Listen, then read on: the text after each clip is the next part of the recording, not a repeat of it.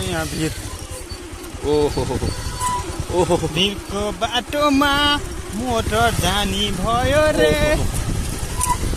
यो चाहिँ पोखराको फेवाताल पछिको दोस्रो ताल भनेर चाहिँ यो ठाउँलाई चिनिन्छ।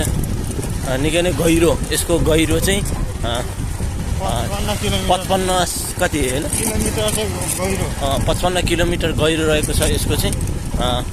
यसमा माछाहरू व्हेल माछा तपाईँको चाहिँ व्हेल प्रजातिका माछाहरू पाइन्छ।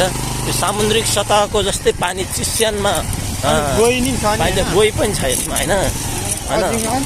नपत्ता हेर्नुहोस् कालो त्यहाँ ऊ हेर्नुहोस् ल, तपाईँहरूले कालो चाहिँ टुप्पोमा देख्न सक्नुहुन्छ होइन ल होइन।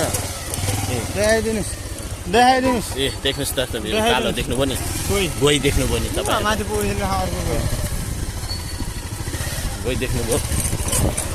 यता हामी यो चाहिँ हाम्रो क्रस फायरमा चाहिँ आज हामी बल्ल बल्ल आएका छौँ।